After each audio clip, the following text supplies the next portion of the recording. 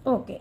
Now in this video we will learn how protein synthesize in cell body. एक cell में protein का संश्लेषण या सिंथेसिस कैसे होता है।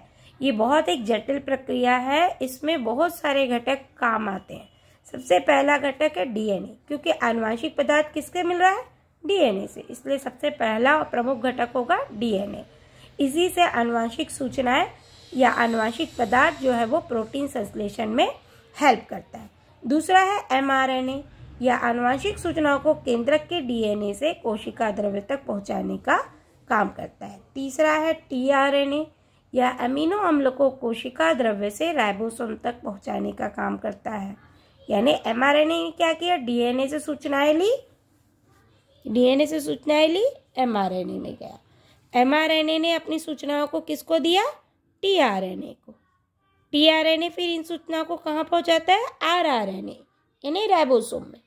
फिर राइबोसोम में सूचनाएं, टीआरएनए इन सूचनाओं को कहाँ छोड़ देता है? राइबोसोम में। और राइबोसोम हमको पता है यही प्रोटीन निर्माण का प्रमुख स्थल है, यानी ये हमारा प्रोटीन का कारखाना है। जो सूचनाएं डीएनए से राइबोसोम में आती है, राइबोसोम उनको किस में बदल देता है? प्रोटीन में बदल देता है। फिर इसमें इस प्रक्रिया में एक और चीज काम आती है, वो है Mn++ आयन। Mn यानी किसका फॉर्मूला है? ये Mn यानी मैंगनीज। यह राइबोसोम की उप इकाइयों को जोड़ने का काम करता है। हमको पता है आरएनए सिंगल फॉर्म में नहीं पाया जाता। आरएनए किस में पाया जाता है? उप इकाइयों में बटा होता है। 40S 60S ये सब अपन पढ़े हैं। तो 2 इकाइयों में बटा होता है। तो इन दोनों इकाइयों को जोड़ने का काम कौन करता है? Mn+ ion. और आखिरी में आता है तुम्हारा अमीनो अम्ल। अमीनो अम्ल क्या है? प्रोटीन की संरचनात्मक इकाई है। इसके बाद कुछ, अब हमको पता है कोई भी मेटाबॉलिक एक्टिविटी बिना एंजाइम के संभव नहीं है। तो यहाँ पर एंजाइम्स कौन कौन से लगते हैं? सबसे पहला एंजाइम लगता है आरएनए पॉलीमरेज, जो एमआरएनए को बनाने में मदद करता है। एमिनो एसिड सिंथेटेज, जो अमीनो एसिड को बनाने में मदद करता है। मिथियोनिल ट्रांसफरेज, जो टीआरएनए को हेल्प करता है। ट्रांसलोकेज जो है वो ट्रांसमिशन में मदद करता है। ट्रांसफॉर्मेज जो है वो अनुवादन में मदद करता है। फिर बहुत सारे कारक है जिसको हम एक प्रकार से बोल सकते हैं ऐसे कारक जो इनिशिएट करते क्रिया को बढ़ाने में मदद करते हैं। IF1, IF2, IF3, EF और RF फैक्टर। फिर ऊर्जा स्रोत, ऊर्जा के बिना कोई भी क्रिया संपन्न नहीं होती। तो ऊर्जा का स्रोत कौन कौन सा इसमें? ATP और GTP। तो इस प्रकार से ये सारी क्रिया इसमें संपन्न होती है इन सभी घटकों की मदद से। अब हम आते हैं प्रोटीन संश्लेषण की क्रिया विधि। अब हम आते हैं डीएनए कैसे प्रोटीन संश्लेषण में रोल प्ले करता है। प्रोटीन अमीनो अम्ल के बहुलक है, यानी बहुत सारे अमीनो अम्ल मिलकर क्या करते हैं? प्रोटीन का निर्माण करता है। यानी अगर हम देखें तो अमीनो अम्ल ही क्या है?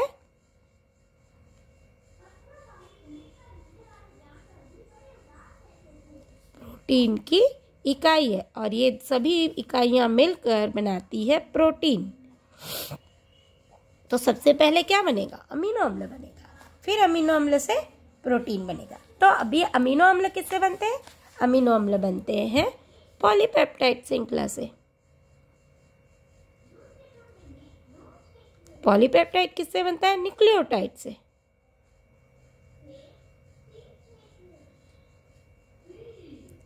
और न्यूक्लियोटाइड बनते हैं जेनेटिक कोड से। यानी जेनेटिक कोड क्या बनाते हैं? न्यूक्लियोटाइड्स लेकर आते हैं। फिर न्यूक्लियोटाइड्स क्या होते हैं? पॉलीपेप्टाइड बनाते हैं। पॉलीपेप्टाइड से अमीनो अम्ल बनता है। अमीनो अम्ल से प्रोटीन बनता है। ठीक, इसके बाद अब ये पूरी प्रोसेस जो है वो विभिन्न चरणबद्ध तरीके से होती है। पहली जो प्रोसेस होती है उसको हम बोलते हैं अनुलेखन। पहली प्रोसेस को हम बोलते हैं अनुलेखन या एमआरएनए का संश्लेषण। यानी अनुलेखन क्या है? डीएनए में उपस्थित आनुवंशिक सूचनाओं का एमआरएनए में पहुंचना, यानी एमआरएनए का निर्माण। एमआरएनए का निर्माण ही अनुलेखन की क्रिया है। सबसे पहले क्या होता है? राइबोन्यूक्लियोटाइड्स का सक्रियकरण। यानी जो हमारे पास पॉलीपेप्टाइड श्रृंखला डीएनए में होती है, डीएनए के जो न्यूक्लियोटाइड होते हैं एडेनिन, यूरेसिल, साइटोसिन, जी, ये जो है डीएनए के चारों ओर केंद्रक द्रव्य में बिखरे हुए रहते हैं। और हमको पता है एमआरएनए में हमको 4 प्रकार के न्यूक्लियोटाइड मिलते हैं, एडेनिन, यूरेसिल, साइटोसिन, ग्वानिन। ठीक, ये श्रृंखला के रूप में पाया जाता है। श्रृंखला निर्माण के पूर्व सर्वप्रथम इन न्यूक्लियोटाइड का सक्रियकरण होता है, जिसके फलस्वरूप इसके ट्राइफॉस्फेट बनते हैं। यानी एक एक फास्फेट इससे आकर जुड़ता चला जाता है और एएमपी मोनोफॉस्फेट से किसका निर्माण हो जाता है? ट्राइफॉस्फेट का, जिसकी वजह से ये सक्रिय अवस्था में आ जाते हैं।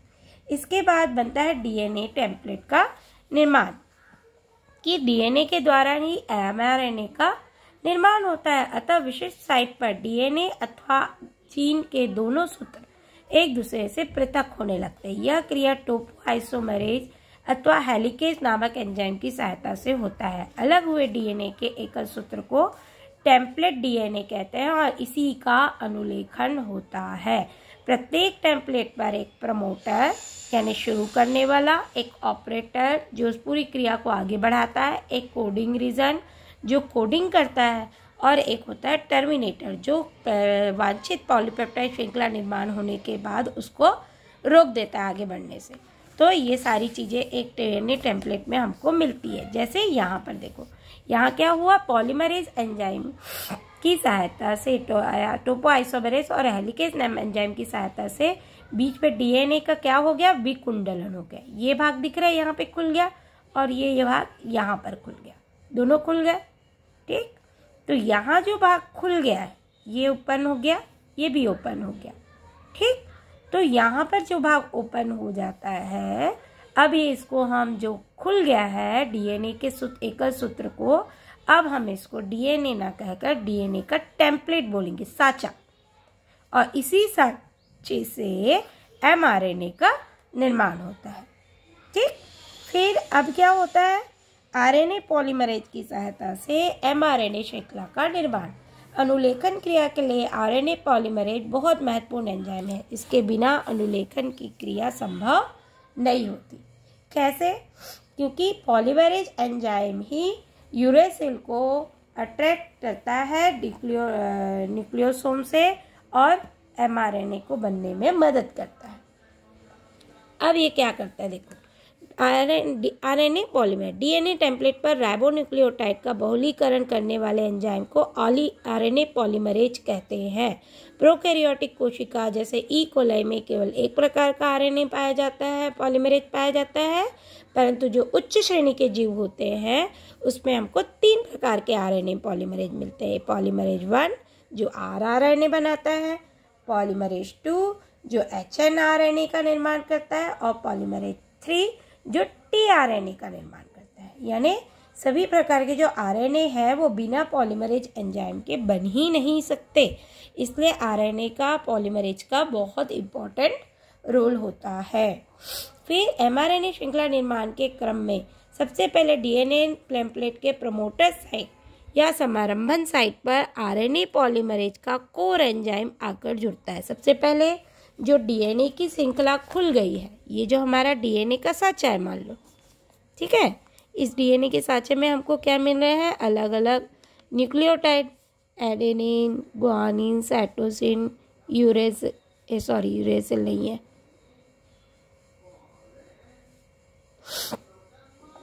एडेनिन, ग्वानिन, साइटोसिन, थायमिन, ठीक है, एडेनिन, ये हमारा डीएनए का टेम्पलेट है। This is a DNA template जो डीएनए के डिकुंडलन से बना है। ठीक, अब यहाँ पर सबसे पहले क्या आकर जुड़ता है, इस पर आकर पहले जुड़ता है तुम्हारा आरएनए पॉलीमरेज एंजाइम जो इसको सक्रिय कर देता है, यानी इसको समारंभन करता है, इसको शुरुआत करने में मदद करता है। इस प्रकार आरएनए पॉलीमरेज के होलो एंजाइम का निर्माण होता है। द्रव्य में स्थित राइबोन्यूक्लियोटाइड बारी बारी से डीएनए टेम्पलेट में आते जाते हैं। अब ये पूरी कहाँ हो रही, क्रिया कहाँ हो रही है, जीव द्रव्य में। कोशिका के जीवद्रव्य में। इस जीवद्रव्य में बहुत सारे न्यूक्लियोटाइड है, साइटोसिन है, यूरेसिल है, थायमिन है, ग्वानिन है ना, और एडेनिन है। पांचों न्यूक्लियोटाइड इस पे पाए जाते हैं जीवद्रव्य में। तो जैसे ही आरएनए पॉलीमरेज इसका समारंभन करता है तो एडेनिन से, क्योंकि हम इस आरएनए पॉलीमरेज है इसलिए ये थायमिन को जुड़ने नहीं देता। इसका मेन रोल वही है। अगर थायमिन जुड़ जाएगा तो हमारा आरएनए नहीं बन पाएगा। तो आरएनए पॉलीमरेज क्या करता है, थायमिन को जुड़ने नहीं देता और जे पूरा डीएनए का जो टेम्पलेट है उसमें कौन आकर जुड़ते चले जाते हैं, तुम्हारा एडेनिन से यूरेसिल, जी से सी, सी से जी, टी से ए से यू, जी से सी से जी, टी से ए से यू। इस प्रकार से ये क्या कर देता है, समारंभन कर देता है और डीएनए के जो टेम्पलेट है उसमें थायमिन को जुड़ने से रोकता है आरएनए पॉलीमरेज। यानी इसी के कारण यहाँ पर अब क्या बनेगा, mRNA। ठीक है, अगर थायमिन जुड़ जाएगा तो डीएनए बन जाएगा। अब mRNA धीरे धीरे बन जाता है। आरएनए पॉलीमरेज का होलो एंजाइम डीएनए टेम्पलेट पर धीरे धीरे आगे की ओर सरकता है। इस क्रिया के साथ साथ वह राइबोन्यूक्लियोटाइड को फास्फोडाइएस्टर बंधों के द्वारा जोड़ता चला जाता है। यानी धीरे धीरे जो पूरी एक डबल चेन निर्मित हो जाती है। अब mRNA पूरा बन गया। अब mRNA का क्या होता है, इस डीएनए से टूटकर वो अलग हो जाता है। अब यहाँ पर mRNA बन गया। अब ये mRNA इस डीएनए से टूटकर अलग होगा, तभी तो ये mRNA फिर tRNA में जा पाएगा, नहीं तो वो वही रह जाएगा। इसलिए इसका वहाँ से टूटना, अलग होना, सेपरेशन होना बहुत जरूरी है। जैसे ही श्रृंखला बन जाती है, mRNA श्रृंखला बनने के बाद यह डीएनए टेम्पलेट से अलग हो जाता है, परंतु इसके लिए पहले आरएनए पॉलीमरेज का डीएनए टेम्पलेट से अलग होना आवश्यक है।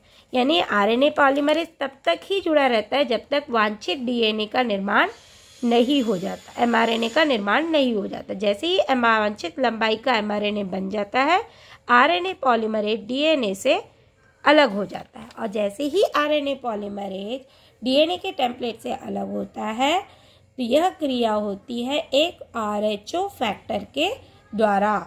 जिस बिंदु से एमआरएनए का संश्लेषण बंद होना होता है वहीं पर सिग्मा कारक है ना, आरएचओ फैक्टर जिसको हम बोलते हैं, आरएनए पॉलीमरेज के साथ आकर जुड़ जाता है। और ऐसा होने पर आरएनए पॉलीमरेज के होलो एंजाइम से सिग्मा कारक तथा कोर एंजाइम पृथक हो जाता है और यह डीएनए टेम्पलेट से अलग हो जाता है। ये ऐसे हो रहा है, देखो ये हमारा कंप्लीट एंजाइम आरएनए पॉलीमरेज है जो किससे जुड़ा हुआ है, डीएनए से।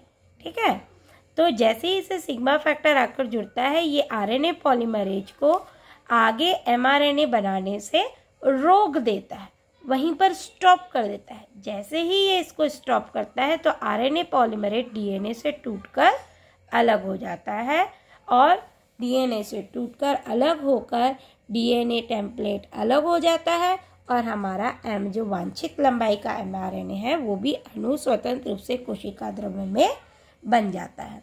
कुछ एमआरएनए केवल एक जीन के द्वारा निर्मित होते हैं, इसको हम मोनोसिस्ट्रॉनिक कहते हैं। कुछ एमआरएनए का अनुलेखन एक से अधिक जीन्स के द्वारा होता है, ऐसे एमआरएनए को हम पॉलीसिस्ट्रॉनिक एमआरएनए कहते हैं। यानी अगर एक ही जीन से बन रहा है एमआरएनए तो उसको हम मोनोसिस्ट्रॉनिक बोलेंगे, एक से ज्यादा जीन से बन रहा है तो उसको हम बोलते हैं पॉलीसिस्ट्रॉनिक एमआरएनए। अब क्या हो गया, एमआरएनए का संश्लेषण पूरा हो गया है ना। यही तो काम था अनुलेखन में कि डीएनए के टेम्पलेट से एमआरएनए की का निर्माण।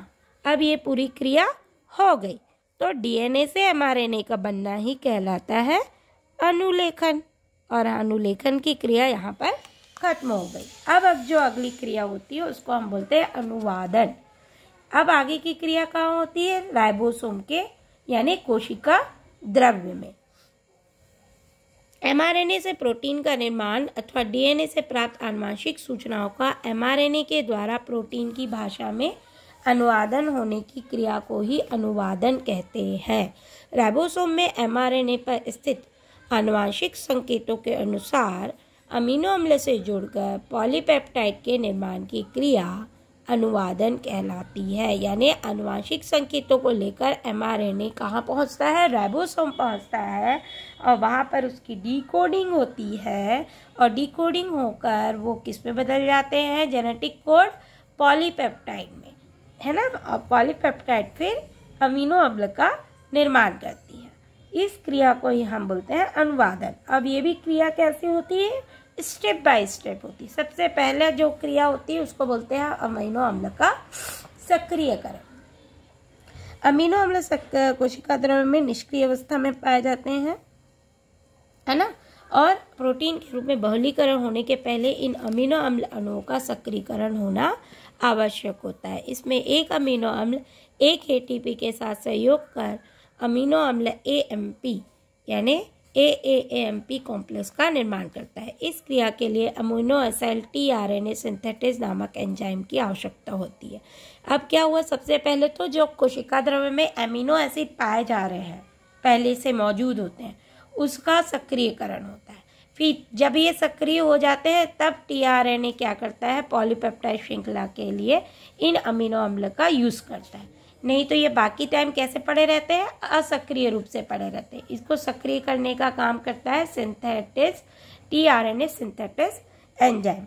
अब दूसरे चरण में क्या होता है? tRNA के साथ सक्रिय अमीनो अम्ल का जुड़ना। अब ये जो पद बना है, ये जो कॉम्प्लेक्स बना है, वो कहाँ आकर जुड़ जाता है? तुम्हारे tRNA से। tRNA भी हमको कहाँ मिलता है? कोशिका द्रव्य में, ठीक। तो ये जो चक्र है ये किससे आकर जुड़ जाता है? tRNA से। और tRNA से जुड़कर एक नया वो बना देता है amino acid tRNA synthetase enzyme की सहायता से एक नया कॉम्प्लेक्स बनाता है जिसको हम बोलते हैं अमीनो एसिड tRNA कॉम्प्लेक्स। यानी ये दोनों आपस में जुड़ गए और क्या बना दिए? अमीनो एसिड tRNA कॉम्प्लेक्स, ठीक। अब ये जो अमीनो एसिड tRNA कॉम्प्लेक्स है, यही आगे जाकर प्रोटीन निर्माण में रोल प्ले करता है। कैसे करता है? अब शुरू होता है पॉलीपेप्टाइड श्रृंखला का समारंभ, यानी इनिशिएशन, स्टार्टिंग। सभी जीवों में पॉलीपेप्टाइड श्रृंखला का प्रारंभ मिथियोनिन नामक अमीनो अम्ल के द्वारा होता है। एमआरएनए पर पाए जाने वाले AUG कोडान इस अमीनो अम्ल को कोडित करता है, ठीक। और इसमें अनेक समारंभन कोडान हो सकते हैं, किसमें? प्रोकैरियोटिक में। पर जो यूकैरियोटिक सेल्स होते हैं उसमें समारंभन कोडान कौन सा होता है? AUG codon. कौन सा कोडान होता है? AUG कोडान जो है वो पॉलीपेप्टाइड श्रृंखला के निर्माण को शुरू करते हैं। सबसे पहली क्रिया क्या होती है? फॉर्मेलाइटेड मिथियोनाइल tRNA का निर्माण। सबसे पहले जो अमीनो एसिड कोड आया है, mRNA क्या लेके आता है? mRNA लेकर आता है जेनेटिक कोड,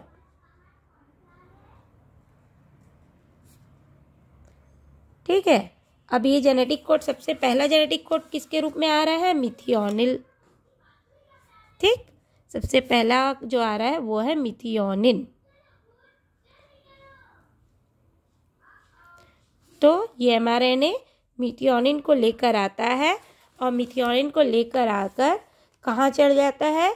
tRNA पे चले जाता है। मिथियोनिन का सक्रियकरण तथा tRNA पर लोडिंग होता है। इसके पूर्व मिथियोनिन का फॉर्मेलाइजेशन भी आवश्यक होता है। यानी सबसे पहले मिथियोनिन किसके साथ जुड़ता है? मिथियोनिन जुड़ता है फॉर्मिक एसिड के साथ। मिथियोनिन किससे जुड़ जाता है? फॉर्मिक अम्ल के साथ।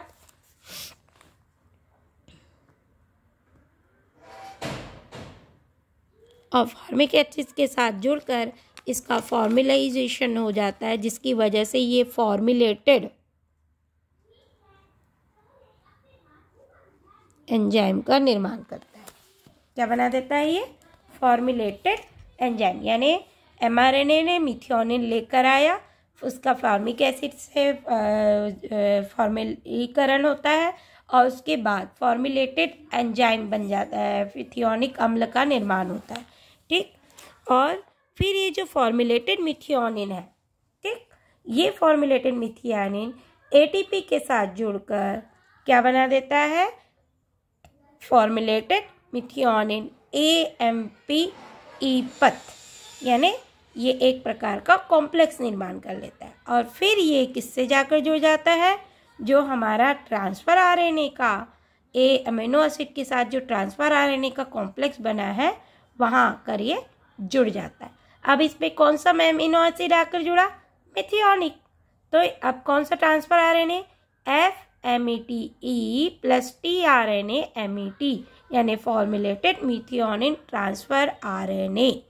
कौन सा कॉम्प्लेक्स बना, फॉर्मुलेटेड मिथियोनिन ट्रांसफ़र आरएनए। अब mRNA तथा राइबोसोम की छोटी इकाई का जुड़ना क्या हो, अब अगला चरण क्या होगा, एक एक करके इस प्रकार से पहला वाला मिथियोनिन हो गया, हो सकता है अगला वाला कोई और अमीनो एसिड आकर जुड़ेगा, तीसरा कोई और हो सकता है, चौथा कोई और हो सकता है। तो इस प्रकार से ये क्रमबद्ध बनते चले जाता है।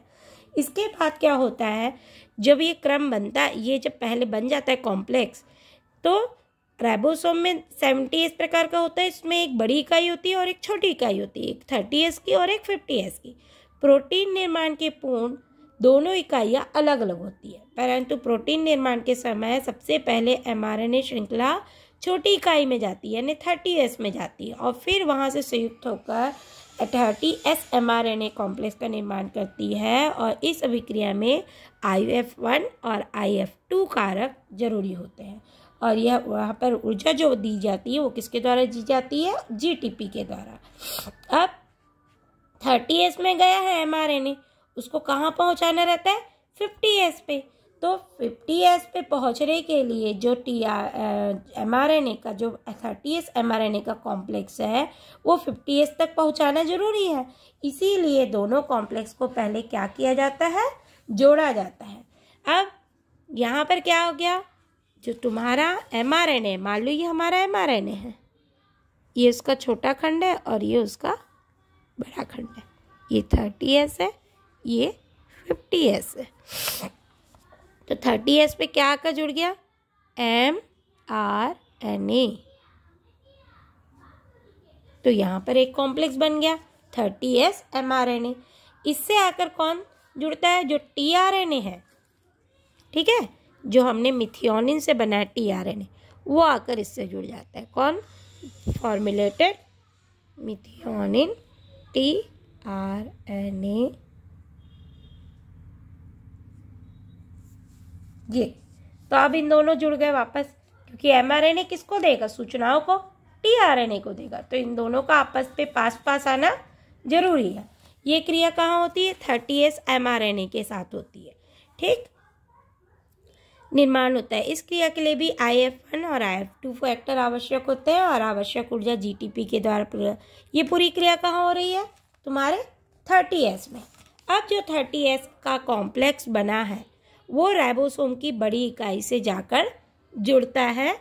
इस क्रिया में मदद करता है IF1, IF2 और IF3, क्योंकि 30S और 50S का जुड़ना जरूरी है, तभी ये फिर बड़ी इकाई ही प्रोटीन का निर्माण करती है। तो जो आवश्यक कॉम्प्लेक्स है वो बन गया हमारा, पहला हमारा आवश्यक कॉम्प्लेक्स बन गया। अब ये क्या करता है, जाकर 50S से जुड़ जाता है और एक कंप्लीट RNA का निर्माण करता है। ये कंप्लीट RNA कितने S का होता है, 70S का। अब तुम लोग बोलोगे मैडम 50 और 30S क्यों है करके, तो 50 और 30S का मतलब है कि एक राइबोसोम की इकाई जो है वो 50S यानी 50 राउंड में सेडिमेंटेटेड हो जाती है और एक mRNA की राइबोसोम की इकाई 30S में बाहर निकल जाती है, यानी सेडिमेंटेट हो जाती है। ये इसका सेडिमेंटेशन गुणांक है। ठीक, अब हमारे राइबोसोम पूरी तरह से क्या हो गया, रेडी हो गया। राइबोसोम का पूरा कॉम्प्लेक्स रेडी हो गया। अब इससे लगातार एक एक अमीनो एसिड आते जाता है और इससे क्रमबद्ध तरीके से जुड़ते चले जाता है। कैसे जुड़ते जाता है, लंबाई में कैसे वृद्धि होती है। पॉलीपेप्टाइड बनने की क्रिया के समारंभन के बाद, समारंभन किससे हो गया, मिथियोनिन से हो गया, है ना। इसकी श्रृंखला की लंबाई में वृद्धि होने लगती है। इसमें विभिन्न अमीनो अम्ल के अणुओं के आपस में नियमित रूप से पेप्टाइड बंध के जुड़ने के कारण होता है और यह क्रिया अलग अलग चरणों में पूरी होती है। दूसरे अमीनो अम्ल टीआरएनए का राइबोसोमल एमआरएनए कॉम्प्लेक्स से जुड़ना। अब दूसरा वाला अमीनो अम्ल आएगा, वो फिर से टीआरएनए से जुड़ा, यानी ये क्रिया लगातार चलती है। मिथियोनिन आया, फॉर्मिक हुआ, उसका फॉर्मुलेशन हुआ, फॉर्मुलेशन होने के बाद टीआरएनए से जुड़ा, फॉर्मुलेशन के बाद ये किससे जुड़ा, टीआरएनए से। टीआरएनए से जुड़ने के बाद ये किससे जुड़ा, एमआरएनए से, 30S एमआरएनए से। फिर ये किससे जुड़ा, 50S से। 50S से जुड़कर क्या बना दिया, 70S का कॉम्प्लेक्स बना दिया। 70S फिर वो क्या बना दिया, श्रृंखला बना दी। ये पहला वाला हुआ। अब दूसरा वाला फिर आएगा। ये इसके बाद मान लो तुम्हारा मिथियोनिल के बाद कौन आ रहा है, तुम्हारा मिथियोनिन के बाद मान लो पेप्टाइडिल ट्रांसफरेज आ रहा है ना। तो एलेनिन आ रहा है। चलो, मिथियोनिन के बाद क्या आ रहा है, एलेनिन। अब एलेनिन भी सेम इसी तरीके से प्रोसेस से आगे बढ़ेगा और ये क्या करते जा रहा है, देखो मिथियोनिन है तो ये उसके बाद आकर जुड़ जाएगा, ठीक। उसके बाद आकर ये जुड़ा, यहाँ देखो मिथियोनिन के बाद एलेनिन, एलेनिन के बाद फिर कौन आके जुड़ा, एसईआर सेरेटिन। फिर यहाँ देखो ये इस प्रकार से ये क्रम लगातार बनते चले जाता है, एक के बाद एक, एक के बाद एक। जो नया आता है वो क्या होते जाता है, वो पुराना वाला नीचे चले जाता है, उसके बाद उससे पहले जो बना, उसके बाद उसके बाद बना, उसके बाद उसके बाद बना, यानी नया वाला उसके पहले आकर जुड़ता है। ये जैसे एक क्रम है।